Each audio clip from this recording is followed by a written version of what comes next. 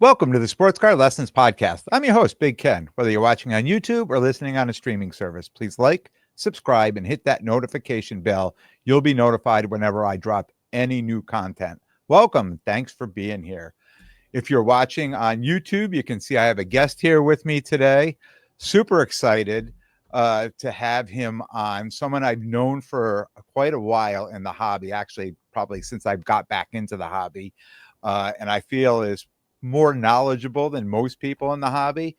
So I'm excited to have him on the show today. Welcome, Tom Gaydos. Tom, how you doing today? Hey, Ken, thanks for having me on. Appreciate it. Yeah. I have to start out. I know, we've known each other a while, and you talk about, how long you've set up. So you talk about setting up for 30 plus years, being a dealer for 30 plus years. And I look at you and I say, there's no way he could be doing that. It looks way too young. So give me, a little history of you, when you started, when you got into the hobby, when you started setting up. Sure. 1989 Tops was my first pack, acquired at a newsstand about 2 blocks away from where I grew up. Within a year, my father was taking me to the now defunct Knights of Columbus card show in Milford, Connecticut. Building doesn't even exist anymore. And within a year after that, through a connection with my uncle, my godfather, who was neighbors in Stratford, Connecticut, with the Stratford, Connecticut promoter Mike Riccio. A lot of local folks who've been going to shows for a long time will know that name. Started actually setting up as dealers, doing some cards and quite a bit of starting lineups, which I know is a phrase that a lot of people recoil at, and know that they've got boxes of them still in their attic that they can't do anything with. So that was at that point, we're in January 1991. I am 8 years old, and within a couple of shows, I was basically setting up with a TV tray and a 2-row box at the end of my parents' table, hustling 1990 Don Russ, Juan Gonzalez reverse negative error cards, because I learned that if you look at his jersey and the number was backwards, that was the error card, and those were going for $5 as opposed to the corrected ones, which are going for $1. And I was able to spot them, and other people couldn't. So I was finding them around the show and flipping them at my little table. So your parents, they were active in the hobby. They were setting up at shows. Yeah, they did that as a secondary source of income for a few years. My mother had not worked full time since having me, so it was the start of what they thought was a business idea that, just like a lot of other people, you do it for a period of time, and you have to then take stock of, is it working for us? Is it working for our family, or is it not? And right around 3 years in, we started having some older family members start having some health issues and things like that. Just kind of became untenable. And at that time, we were in the throes of the mass production era, and it really was ultra competitive. A lot of people setting up at shows that all had the same thing. And people are generally pretty discerning about where they spend their hobby dollar. And when you didn't have the diversity that you have today, with a lot of the different options out there, how you consume the hobby, you wind up in situations where price is all that matters. And so people were pricing each other out, and in some cases, as you like to say, pricing down to zero. Yeah. And especially during that junk wax era, I'm sure it was very difficult to be setting up at shows. Did you ever take any time off? I mean, did you continue to be active in the hobby in that whole 30 years? Did you take time off and then come back? There was a brief spell where I did dabble in collectible card gaming, specifically Magic the Gathering. That then got to a very similar spot where, because of their lack of foresight for the Magic the Gathering universe, Wizards of the Coast was forced to start restricting and banning cards that were too powerful in comparison to the new sets that they were trying to produce. So I won a tournament at a local venue in Milford, and within 4 months, the deck I used was illegal. because Wizards of the Coast was the governing body of their own tournament structures, and basically made it so that they were taking cards out of tournament play so that people would be more inclined to continue to consume the new products that they were producing from a strategic standpoint. And it took years of that kind of working itself out, I think, before it really has gotten to the status that it is now. But at that point, they'd lost me as a consumer, because I saw that lack of foresight, because I'd seen it in sports cards before that. The cards that you're 30 years, right? And I'm going to say this. I'm going to try to ask this question the right way, but I'm going to tell you why first, because recently I acquired a huge lot of non-sports cards, and I say to people, "Hey, you know anything about these cards or those cards?" Or no matter who I talk to locally around here, they always say, "Hey, do you know Tom? I mean, he's probably the guy to ask. I mean, he knows so much about that stuff." So I'd have, like, you're talking about Magic right now in those cards, but what is the history? Why is it that so many people, when as soon as I bring up anything other than a football card or a baseball card, whether it's Marvel or anything, they're always saying, "Oh, ask Tom. He knows about these things." So I'm people who know people. Okay, I don't know an immense amount of about any one thing other than probably Tim Hudson, but I know the people who do, and I know how to network people, and I'm not afraid of doing a little research myself. Some of it is just I've seen things in my hobby travels over the last 30 plus years. Some of it's I understand who specializes in what.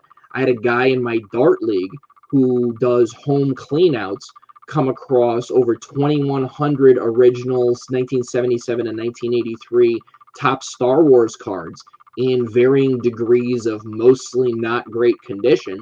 And within a month, I had him connected with somebody who was cashing him out for way beyond what he expected. I mean, he was thinking a penny a card basically, and I was able to give him enough that he also paid me out a 20% commission. So because he was that happy with the return that I got from him, and it was just a matter of knowing people who deal in that sort of thing, and everybody walked away from that deal happy. He walked away with more money than he thought he was going to get from it.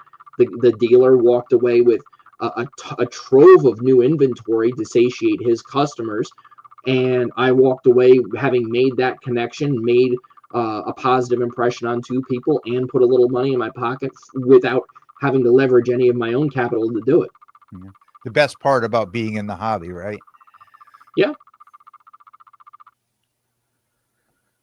So what's the biggest changes you've seen in the hobby? I mean, 30 years setting up. So isn't it, I keep going back to that 30 years, but if you went back now for the amount of, since I've jumped back into the hobby, I know you've been setting up. So you're constantly, what year would you go back to saying that I've been setting up at all these local shows? And when you get there and you move forward, pre-pandemic now to post-pandemic, what are the biggest changes you've seen in the hobby? I mean, first and foremost is the internet.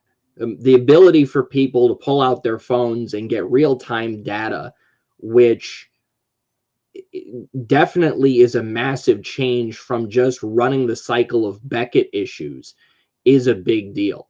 Beckett was always this sort of mystical formula about how they came up with their prices. And I don't know of anybody that really took Beckett as the full-on gospel, but there were a lot of people that were using it as their primary data point. The problem with using Beckett's at a local show is it doesn't take into account local markets. You can have items that have values in whatever scale they might be, but it doesn't.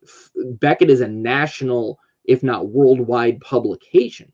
So that's an aggregate of data acquired across a multitude of sources that's not at all weighted for your local market. So I've traveled to shows before, and and not just nationals. I've been to shows in other states, and the type of inventory and how that inventory is priced is different in those other states than here in Connecticut. You're talking about going to Culture Collision.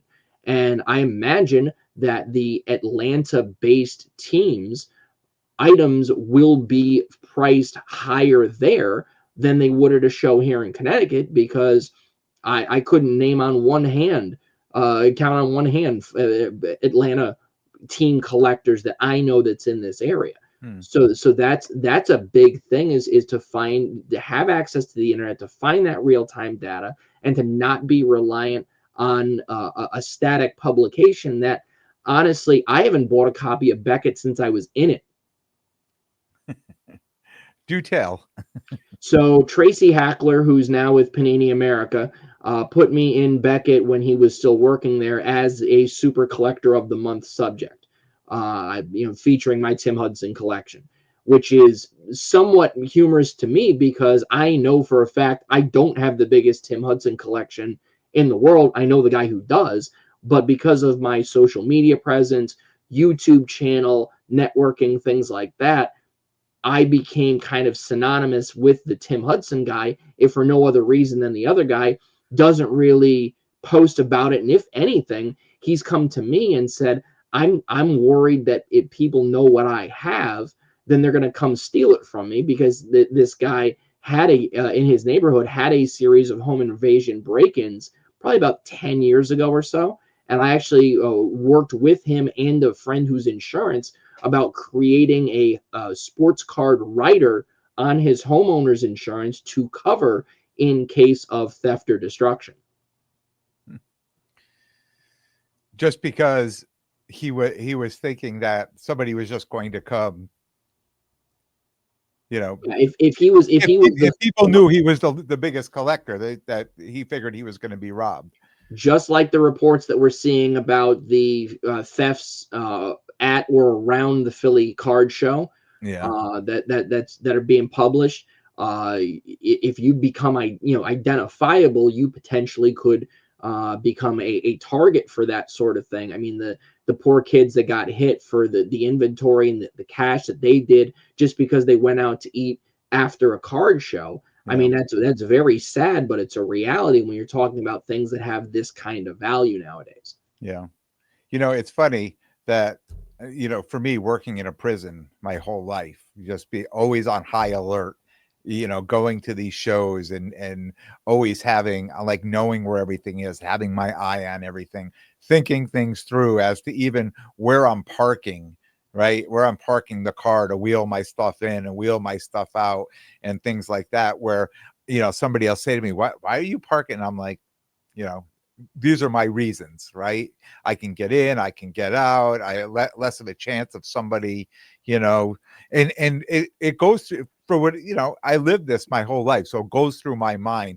And I think I've been safer than most just because it does go through. But when I hear this, like going on at the Philly show and things like that, where they got followed afterwards to a restaurant and things, and their car broken into. I mean, that's next level stuff, right? That's people, targeting, certain people and following them from inside the venue to outside the venue to a restaurant. I mean, that's definitely next level stuff.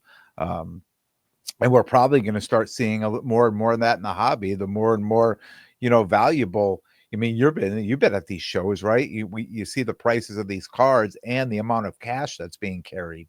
And changing hands at the show too. It's only a matter of time before people start saying, hey, these are the people to go after if we're going to commit crimes.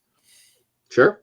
Yeah, I worked as a security officer for 5 years, and even you see the reports about larger shows and having security. There is a difference between being a security officer and being in law enforcement. Security officers' main job is to, as the movie was, observe and report. They are not in most cases empowered by the owner of the property, because it has to be the owner of the property. Can't just be a promoter, can't even be a group of dealers, whatever, even if they hire their own private security. The owner of the property has to allow them to actually enforce. Otherwise, they are liable in case of claims of injury or whatever else, if they try to physically stop somebody from taking something. So security is mostly just presence as a deterrent. It's not law enforcement. Yeah. So I think probably we saw this happen at Dallas, right? There was I forget what it was, $4 million, 2 million. I forget what it was in the millions though, that theft there. Now we see this happening at Philly. I mean, I think you're going to start seeing this is going to prompt changes, right, at some of these bigger shows for whatever reason. And I think you're going to start finding a lot of people having their own video, like just bringing their own video and setting up their own video recordings at their own tables. I know a lot of people do it now, but I think you're going to see that a lot more now versus relying on building or security, cameras inside of a building. Great. Something else that's going to drag down the Wi-Fi at the National. No. So, The next one's at Chicago. It's the heat. The Wi-Fi was great. It was just way too hot at this venue. Right? so I know Brian Capola from JBJ. I've known Brian for a very long time, and this will be their second national coming up in Chicago. And so when I ran into him at a local show recently, I said, "So you telling everybody that they should come dressed as their favorite cell phone antenna?" Yeah, I'm telling you though, I think the Wi-Fi was good in Chicago. Yeah, not the last time I was there. Yeah, because I set up in Chicago 2 years ago, and I remember the Wi-Fi being good, and I remember us just being lucky that our booth was right next to the corporate section, which we even had carpet on the floor because it overlapped into our thing, and the air conditioning over there was great, but the rest of the venue was very hot, right? See, that's the key with those sort of events is I feel like what the promoters want is to deal with fewer and more. They want vendors who are larger groups so that they have fewer contacts to fill the same amount of tables. And even if they don't charge top dollar for every person, every individual group, they're going to make out when it comes to operational, logistics and having the leverage of, hey, if you or somebody in your group does something wrong, we can boot you in perpetuity. If it's a single person, a single dealer with a single table, that doesn't really impact them because we know very well that there is a decade plus waiting list just to get into that room. I think what they're looking for is they want bigger corporate sponsors who are going to be less demanding, less needy, have more of an infrastructure in their place, bring their own people, have it be an employer employee kind of situation that they can say, hey, if your people screw up, then you're out, and then that becomes a bigger issue for these larger groups. And that's why having these competing shows like the SoCo Expo, I think, are good for the people who aren't at that level. I consider myself a weekend warrior when it comes to shows. I don't even do the bigger regional shows because I try to buy and sell at a rate that's fair and that I don't know that I can absorb that kind of overhead to cover a 2-day show at a higher rate, including transit time, additional food costs, or whatever, plus the time spent away from my family. I would like to kind of pick and choose, do some of the smaller local shows, and the rest of the time I've got my eBay operation. I advertise what I have for sale on a social media, and I try to tamp down that cost of doing these shows. I find though, and you can correct me if I'm wrong, I find with you, and there's a number of people like you that you like the local shows, but you're catering to your customers, right? Absolutely. You have regular customers, they know to come see you, they know what you're going to have, and you are picking out certain things as you're filling your case with these people in mind, and probably reaching out to them and saying, hey, I've got a lot of this guy or that guy. I know you did that to me. You reached out to me. Hey, I got some Paige Becker's cards. Come see me at the show. Like that type of thing. Working that thing all week. Whereas someone like me, like I'll set up at small shows and I go to the bigger shows, but I'm not catering to any one person, right? I know a lot of people, and a lot of people will come see me because they know I have women's stuff. And if that's what they do, it's women's, or they know I have football and I do have a podcast, right? So it's easy for me to say, hey, I've got these cards and that cards, similar, to what you're doing, but I don't have to reach out to people, right? They're listening to the podcast and they know what I have and what I have people that show up at the show and say, oh, let me, where's the soccer box you were talking about, or where's the football box you were, and they dig in that way. So when I'm at the going to the bigger shows, I'm not catering to any one person. I'm hoping to cater to everybody, right? Anybody will come see me. But you have more of a specific business plan, if you will, on what you do. And was this pre-pandemic too, or was this a lot more post-pandemic for No, you? I feel like card shows are essentially a broader networking opportunity, that you value relationships and you value people first, and then the money eventually will come, if you're buying right, because that's where you make your money. Yeah. So I agree that a part of my inventory is curated specifically to target, uh, as granular as down to a specific person in some cases, but ultimately I do have other things for everybody as well. I try not to get over leveraged in any one team, player, things like that, because any modern player could Ray Rice their way out of a career and their stuff goes down to zero overnight.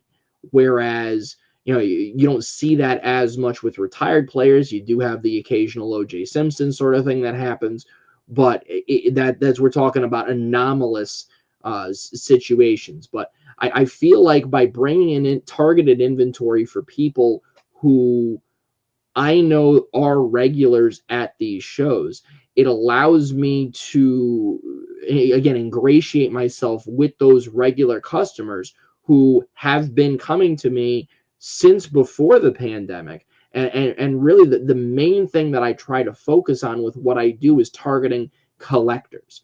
There are going to be flippers. Flippers are going to come and go.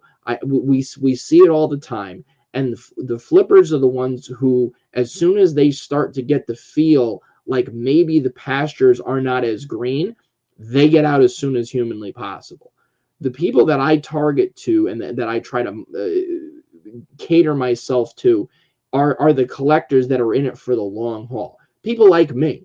Okay, I'm in it for the long haul. I've been collecting since '89. I have a Colts collection dating back to 1994, when my uncle told me, "Hey Tom, whoever drafts Marshall Faulk, start following that team, because Falk's going to be a Hall of Famer. He's the best player I've ever seen in person, because he worked at San Diego State University." Some people don't have a rhyme or reason why they collect. I bought a random pack of 2000 tops. I was reading the stats on the back of the card, and I said, "Oh, this guy Tim Hudson has a pretty good line since Oakland called him up. I'll just start collecting them, and his stuff seems pretty affordable." It doesn't have to make sense. The value that we assign to the cardboard that's when you talk about values. That's how I look at cards. Is all these cards are analogous pieces of cardboard. The values are then objectively based on what we assign to them. So first and foremost, I assign value to people and relationships. I'm going to be the best man at a wedding in September of this year, missing the Orange Card Show to do it, from somebody I met in the hobby. That's going to be a core lifetime memory for me. That somebody that I met in this hobby valued our relationship so much that he asked me to be the best man at his wedding. That's value to me. Mm-hmm. Money is again, we're talking about pieces of paper that we assign value to. So that's why when I hear the word value, I think about it a little bit differently as a collector, because that's the cards are what the value is to me as I own them. And it may not be the same to the next person or anybody else. I may be the quote unquote end user for some of these cards, where nobody will ever value them more than I do. Mm-hmm. But that's value to me because I enjoy collecting them. And as you say that, do you think in today's hobby, the kids are missing the mark? Like when a lot of the kids that we see at these shows and coming to these hobbies, it's all about the flip. It's all about making money and less about collecting. Do you think? Do you think that the younger generation is missing the mark on the hobby? I think the younger generation has the same ability to compartmentalize the way that I did when I started, 1991 at my first show, where there were things that I put out for sale that I had acquired through ripping packs with my friends and family. Spending my allowance on it, and knowing that there was a box of things at home that were my collection that would never come to a card show because I did not want to sell those cards at that time. Hmm. So I feel like if you have kids entering the hobby and they're doing it solely as a money making opportunity, then you're not cultivating a collector. You're creating somebody who's just seeing it as a part-time job, and they're operating in the hobby space to do it without having a passion for it. And what I like to drive home with younger collectors is collect what you like. All the rest of it is just a means to an end. If you want to monetize the hobby, do it. I would be hypocritical if I said that I didn't, because we already talked about how long I've been doing shows. Mhm. But it's a cycle of, if I my ultimate goal is, if I can collect and expand what I'm keeping for myself and break even across the board with everything else, cool. I'm fine with that. Totally good. Because that ultimately then gets me to the goal of, I've just monetized the hobby enough to offset my own collecting habits. That, some people, maybe that's not something that they need to do. If people are independently wealthy, and they can afford to collect how they want to collect without setting up as a seller, great. I'm glad you're in that position. Mhm. I'm somebody who needs to work on that a little bit more. It reminds me of that. Uh, uh, I'm gonna lose his name. It was in a movie where he said, "I like money. I want more of it. I want to make more of it." It just reminded me, when you said that. And of course, I mean, we all feel that way, right? Sure. We all feel it, and that was, to me, when I came in, a lot of people like around me that I talked to, that was just their goal. Look, I want to be part of the hobby, but I don't want to be reaching in my pocket all the time. So if I put this work in and I do this and I buy this and I sell that and I take that little bit of profit and then I put it right back in and right back in and right back in, right? It is truly a hobby, right? Sure. It becomes a hobby because now we've got, you know, we're putting the money towards our PC or towards our collection or towards cards that, for me, will never show up at a show, that I keep. And I have certain people that I PC'd, and I buy as many of those cards as I can, and I just hold on to them and enjoy looking at them. I got them all over the walls in the office, right? But then there's other cards that I get into and I say, maybe I will PC this. And then I'm like, well, no, I've changed my mind. Right now, I'm falling out of love with those cards, but now I like these cards over here. So, I want to do that. And again, I even know, and you touched on this, even though that we are flipping, we are, buying and selling cards. Um, we're still creating a PC. We're still curating a collection, Sure. and we're utilizing that to curate a collection. Um, and I don't know um, how many people in the hobby today, and I say this all the time, and you and I have mentioned this in conversation, is I don't think there's enough collectors out there um, that and I'm going to say this differently. I don't think there's enough collectors that come to shows, right? Right. I think the majority of the people who are showing up at all these shows are just flips. They're coming in, it's a business to them. I'm just coming in, and I'm not saying it in a bad way. right? Because it's a business for me too, right? I'm doing the same thing, but they're just coming in to buy to resell. And with the lack of people who are actually collecting, right, that are actually coming in and saying, "Oh, this is the card I'm looking for," or "This card is going to go into my collection." I don't know what direction the hobby goes in a year from now, 2 years from now, 3 years from now, especially with Panini creating so much wax. I mean, just overproducing all the wax out there. I don't know where the value is going to be in these cards.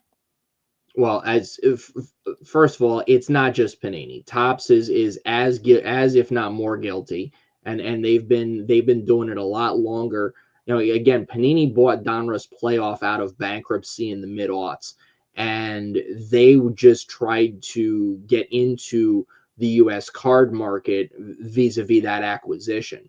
Upper Deck did it as well when they had more licenses. Now they're just down to hockey and some entertainment products. But when they were doing everything back then, they mass produced as well. I think what it is we have to understand what led us into the previous junk wax era crash, and try to understand that, you know, they're trying to create hobby access at different price points. That, you know, there's a section of the consumer base that will only consume at a retail level.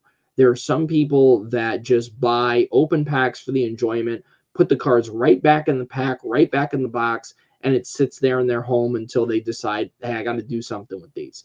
Versus the hardcore hobbyists that you're marketing things like Topps Transcendent to, which is $26,000 a case.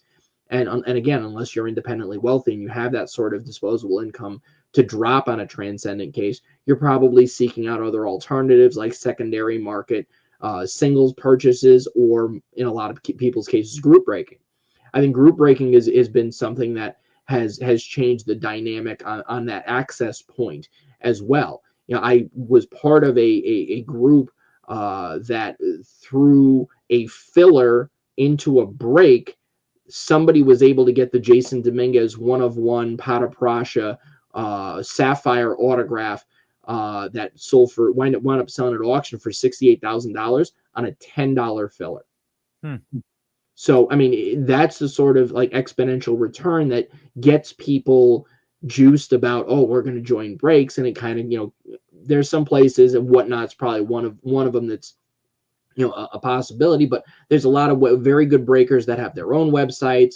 There's Fanatics Live now that people have access to the breaking, so that they have access at their price point potentially to get cards from products that they would never go out and buy an unopened box themselves. And part of the dynamic about just ripping wax for yourself has changed since I started in the junk wax era, which was you can be in Connecticut and you could get the best Ricky Henderson card there was out there, which is, you know, his 1980 Topps rookie at that time. You weren't going to find a lot of Oakland A's fans. And you could go to a local show and you could buy Ricky Henderson rookie cards at a percentage of Beckett that was lower than if you went to find the same card at a card show in Central California. So again, the regionality of it has changed to a degree, because I can buy something of Justin Herbert at a show around here, and there's still a chance that I'm going to be able to sell it at a show around here because there's people who have access to the internet and can sell these things online. Is there going to be a greater percentage of people who are going to come to a show here in this area, all the great shows that you and I interact at, and are going to buy an analogous card of Drake May instead? Yeah. Why? Because it's the local team. So that does affect a portion of my business model. But even within that, even if, you know, when I do shows, I'm do 3 shows a month. There's still 27 days out of your average month that my inventory, my only source of selling things, is online. And by getting Northeast heavy teams, I'm reducing my postage cost. So I'm making 50 cents a transaction more if I sell something to Connecticut, Rhode Island, New York, Massachusetts versus having to ship it all the way to California. So even things like that can start adding up when you talk about an overall business model. Yeah. Yeah. I was talking to somebody the other Sunday. I was at a show Sunday, and I was talking to a guy there who said that he travels to the West Coast to buy Tom Brady. Tom Brady's his collection, and he travels to the West Coast. He said because he saw the I had the 2000 Bowman, Tom Brady's in my case, and he's like, I go out to the West Coast. He says you can get these things for like 25-30% off of what you would have to pay for them around here, way below comps out there. And it was just one of those things where you're like, yeah, it's probably, even know the guy's a legend, right? That everybody is going to probably want to collect him or have a piece of his card. It's still interesting that he can go to the West Coast, and we're here at the East Coast. We're all over comps here. Can I give you my Tom Brady hobby conspiracy theory while we're on the topic? Sure. Tom Brady's involvement with Topps and Fanatics. You haven't seen a new Tom Brady Panini issued football card in some time. I think as soon as the licensed NFL products start coming out for Fanatics, Tom Brady is going to be all over that stuff. Right now, we're in a bit of a vacuum because other than the Tom Brady cards that were issued in those 3 unlicensed Topps products, Motif jumps to mind. That was the high-end one. And then there were a couple of others. There was one that was like a Chronicles-y release. I'm blanking on it, but so those had Tom Brady cards in them. And as I was starting to get some of those in, I was like, I don't remember the last time I saw a Panini Tom Brady card, at least in 2024, maybe dating back to 23. So I think right now is a great time to probably sell Tom Brady non-rookie stuff, because at a certain point, I think he's going to be like a poster child for Fanatics, and all of a sudden this vacuum is going to let out, and now all these new Tom Brady cards under the Fanatics banner are going to start hitting the market. Yeah, and dilute all the rest of the cards. Yeah. Yeah. Because you saw that with the dynamic with LeBron being an Upper Deck exclusive and how that affected his values, and it divided his autograph versus non-autographed market. Saw that with Michael Jordan. Saw that with Ken Griffey Jr. I mean, these guys have been involved in these exclusive agreements in one way or another, and those sort of things have shaped the progression of the hobby up to and including the official league licenses. I mean, Upper Deck almost went out of business because they had just bought Fleer out of bankruptcy. And then when they were in the process of losing the license to Topps to make baseball, they released a product after the date and they got sued for it. I believe it was 2009, could be 2010. Upper Deck Series 1 should never have come out because it was released after the date of the exclusive license going to Topps. What do you think? What's your thoughts on these repacking products, where cards that have already been pack pulled by somebody, graded or not graded, and sold a number of times, and now somebody buys them and puts them back in a sealed box for somebody else to open? What's your thought on these? When I started on YouTube doing hobby content in 2008, I very quickly became aware of the concept of mystery packs. And I laughed because in 1992, I was asked to help my mother, who was the responsible adult at the time, but didn't know very much about cards, manage a local card show, LJ's Sports Cards on the Post Road in Orange, Connecticut, because the owner had to have back surgery. And basically every day we went into the store, she sat by the register, made sure that the money was handled correctly, And I basically ran around and talked cards with the customers. And the last thing that the owner did before going in for surgery was went to the industry conference, which that year I believe was in Las Vegas. And he won at the Tops event an entire complete set of the first real parallel in sports cards, which is 1992 Tops Gold. They used to be a one per box rare version, and then to differentiate, they had a winners program, which then was produced massively. But the true golds were one per box. So he ran into, again, the dynamic of, I have this complete set. I don't have any one person who's willing to pay me anywhere close to market value for the complete set. If I start selling off the singles, I'll get through the Mets, Red Sox, Yankees, and maybe some of the big national stars, and I'll wind up with 2/3 of this 700 plus card set that I can't move to anyone in the local market. We don't have the internet. What do we do? So I came up with the idea of basically mystery packs. They were envelopes that had a set number of cards inserted at random, and you would just pay whatever the flat rate was. You'd pick a number, 1 through whatever, pull out the envelope. That's the one you got. We moved over 100 of those in the first week, which was just more than half of the total value of the set. And there were still chasers left in there after those 100 sold.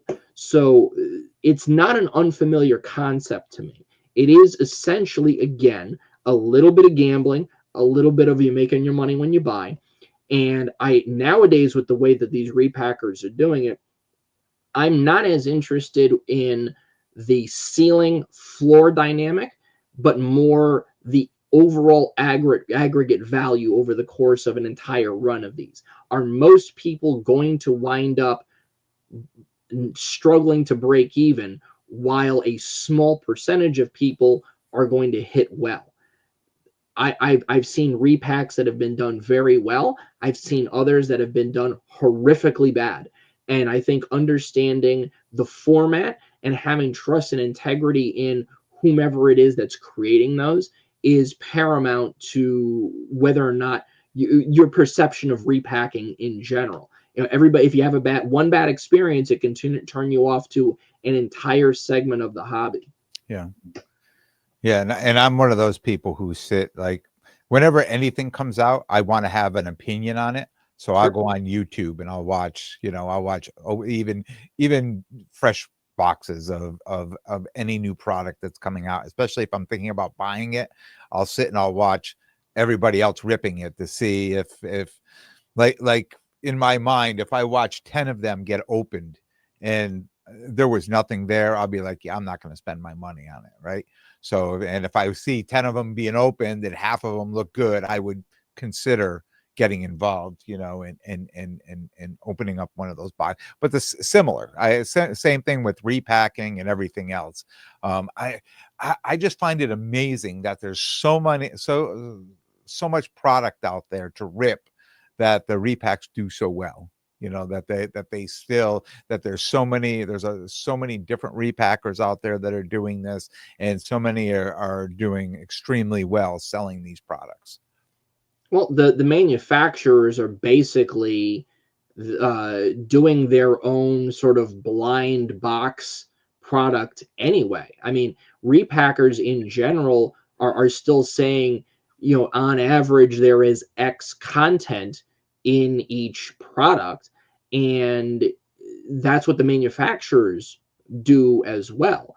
So all these repackers are doing are changing the metric of how the costs that go into creating the product, and they're not responsible for new card innovation. They're not responsible for intellectual property rights. I was stunned talking with the guy for Panini America at the 2022 National in Atlantic City. I had a sidebar with him, and part of what stifles the college baseball products, and I'm going to say college baseball, I mean, have kids all the way down to the 15U level that have cards in these products is whether or not they can get access to Getty's images. That's something that a repacker doesn't have to worry about. They're dealing with a more static quantity. They don't have to deal with a lot of the nuanced things that the manufacturers do. They're taking a product, they're trying to reformulate it in a way that's more appealing to people, and they can say, hey, you can buy a hobby box and get an autograph that would be 150 points on Panini Rewards of some guy who didn't even make the final cut of 53 on the NFL roster. And that's your big hit of the box. We'll say Michael Pratt this year in the 2024 products. Or you can buy from me, and I can guarantee you that there's going to only be a finite amount of this stuff that I've personally curated as names, types of cards that are generally speaking more well received. And it's kind of turning it into like a best of the all the other products that have come out, and eliminates that. Oh, are you going to get shorted a hit? Are you going to get a redemption? Are you going to get points? Are you going to get a scrub?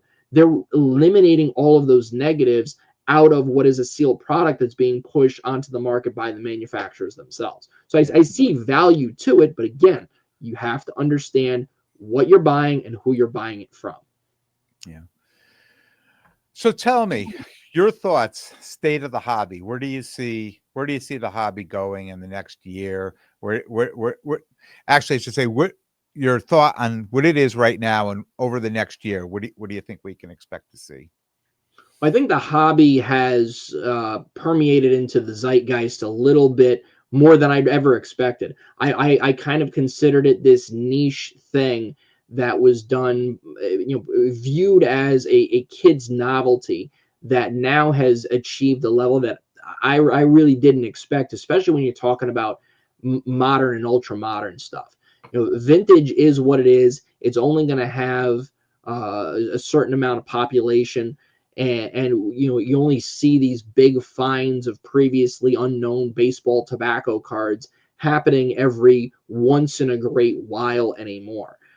To me, it's achieved a level where people who don't know stock market, they don't know art, they're not mechanically inclined when it comes to vintage cars or whatever. You get a lot more people who know sports, they know athletes, they know what they like, they collected as a kid, and they get into this space as a way to reclaim some of their youth as well. We're hitting that cycle of guys who are my age, who are getting maybe a little younger, a little older, who are getting back in it, that did collect, and then maybe they went to college, they met a girl, their life priorities changed, and now they're stable. Their kids are grown to a point where they're almost self-sufficient, and they now have jobs that are good enough that they have the disposable income that they can put into the hobby a little bit more. And those guys are the guys who started collecting in the junk wax era, that have a little bit different mentality than the previous generations of that, because we understand how quickly it can all be viewed as, oh, this stuff is worthless, because all this stuff that for the people that did save the stuff from when they were kids, that it wasn't part of that cards my mom threw out era, are now getting to that point of, oh, the cards that I actually kept that I thought maybe would put my kids through college aren't worth shipping costs on eBay to sell them. I mean, I literally gave away at that orange card show at the core where I saw you. I gave away 5 complete sets of 1988 score baseball cards just to get them out of my house. And I gave them to Sal, the promoter, who does a great job there. I said, add these to the door prizes, give them to the kids, make a core, pardon the pun, make a core memory for them winning a complete set of cards that their dad can sit down with them and say, I collected these guys when I was a kid, and let's go through them together. Yeah. And I think that's the hobby, right? I mean, we need to find, for all of us, for all of us, there was what you just said, that core memory. I think for all of us, there was something, there was some memory that attracted us and brought us in, whether it was something that we did or something that somebody introduced us to. Um, and then it's the same thing that brought us back, right? So a lot of us who came back, who may have been before the junk wax era, we brought a lot of those cards, out of retirement, if you will, right? And brought them back into circulation, right? And some of the stuff, more than likely some of the stuff was junk, but you know, talking to people that just I just talked about on an episode a few weeks ago. I went to my high school reunion, and people are talking about cleaning out their parents' house and cleaning out an attic and things like that, and finding boxes of cards, and have no idea what they're worth because they never did anything with cards, right? So then maybe their parents or their grandparents did something with cards, but they didn't. So those are the people that are just taking these, and some of the people are just throwing them out. Like I've talked to people who said, "Oh, we got a dumpster. Yeah, we just threw them all in the dumpster. I didn't think they were worth anything, right?" Then we have no idea. They could have been worthless, or they could have been worth a fortune. Who knows on stuff like that. But I think that's really what the hobby is, though, right? It's the people like me who have those memories, that brought me in as a kid, now have the funds to put back in and keep it going. I become part of the hobby, right? The bringing the money and the cards and the things like that in, and I'm afraid that I see a lot of kids today, um, that really don't do a lot of collecting. And I started asking kids now when they come to the table and they're doing the trade up challenge, and they have all these different things going on. And I say, who do you collect? Who's in your PC? What's your favorite card in your PC? And I get that deer in the headlights look, because I don't think there's that relationship yet that they have with the cards. And I don't know. And one of the questions I was going to ask you earlier, and I'm just going to ask you quickly now, when you were 8 years old setting up with the trade table at the end of your parents' thing, was it about a player or was it about making a few bucks? It was an opportunity to do something that not a lot of the other kids my age were doing. Having that dealer perspective and having that opportunity to maybe have somebody come up to me and say, "Hey, I've got this thing that you want for your collection." So I could walk around the show as a buyer. I could go to local card shows. I could network with the kids in my school or whatever. But as soon as we started setting up as a dealer, I was then having people coming to me and wanting to work deals with me, and it changed the dynamic a little bit. I would encourage anybody who's got what is in effect like you could splay out on your kitchen table enough cards that you are okay getting rid of. Find a local show and book a table. Try it. You don't know until you try. Start with something small, low dollar value that you are going to probably use it on Starbucks coffee or scratch tickets or whatever else for the course of a month, and spend it on getting a table at a show instead. Put the stuff out there, create the opportunity for you to be able to sell it without going through all the hoops and hassles of eBay, and see, who do you meet, who do you network with, what do they bring to you, do you find something that you can consume, and there are things that will never go online, because there are people who participate in the hobby that do nothing online. I ask people all the time, are you on social media for the hobby? I am stunned by the percentage of people who are not. Mm-hmm. And then there's people who come to these shows that don't buy cards on eBay. I don't know if it's a lack of trust thing. I don't know if it's not a savvy thing. I don't know if they're just trying to dodge tax liability. I have no idea. But they don't deal online. They do only deal at these local shows. And I had something that I had bid on eBay that the sale was canceled. And then the next month, our mutual friend Jay Fitz comes to me and says, I have a Tim Hudson 1 of 1 that I bought at a show in Massachusetts.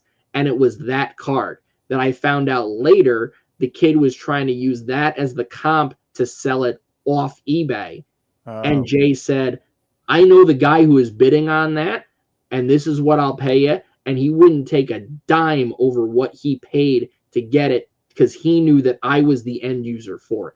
Yeah. So I would say try it. Try going to local shows. You know, you can only get so much out of the online experience. And one of the things that local shows is going to help you cultivate a lot faster is that relationship building. I find value in networking and within the hobby community, and there's a lot of people with a lot of great information out there that don't have podcasts, that they don't post on social media, whatever, that you're only going to find out at these local shows. So if you're lucky enough, like we are, to have close access to a local show, please go to a local show, try it. And what's the worst that can happen? You don't make any money. You're out the table cost, but maybe you've learned something in the process. Yeah, to me, it's definitely the community. If I didn't have shows to go to and I was just doing it here and I was just doing it like on eBay or just online, I don't think I would continue to do it, because to me that would be more just that it was strictly just a business to make money. And there's merit in eBay. There's merit in eBay alternative sites. There's absolutely merit. But what I'm saying, if you're not dabbling in all of it, you're doing yourself a disservice, because you're not finding opportunities for yourself to enjoy the hobby more. Yeah, and find your people. Yeah, right. You're going to find your people there too, which is, I think, even more important than the cards themselves. So, Tom, I really appreciate you coming on. This was fun. Tell everybody, if they have any questions or they want to reach out to you, where they can find you. Sure. It's at HudsonFan15, Instagram, Twitter. I am not on Facebook, or HudsonFan15@gmail.com. HudsonFan15 Sports Cards on eBay is the store name. And I set up monthly at the Enfield, Orange, and Plainville, Connecticut card shows. I've been known to pop up at one or two others here and there, but those are my regular monthly 3. And this episode is dropping the week of Christmas, so I want to wish everybody happy holidays and happy New Year, and the same to you and your family, Tom. And my little Colts themed Christmas ornament that I got as a gift, getting me in the holiday spirit as well. You cherish those Andrew Luck cards, right? I cherish everything back to the Jeff George cards that when I first started collecting the Colts. I remember Jeff George. Yeah, I do. I remember Jeff George being so good and the team being so bad. Yeah, he would be throwing the ball and people weren't catching him. He'd be going to the sideline throwing his helmet. Yeah. Colts have a history of that with the quarterbacks, including Burt Jones in the 70s, who could throw the ball 60 yards down the field. He just didn't know where it was going. All right, Tom. Well, I appreciate it. I want to thank everyone for tuning in. And if you like what you hear, please definitely subscribe. And most importantly, tell a friend and spread the word. Until next time, take care of yourselves and everyone around you.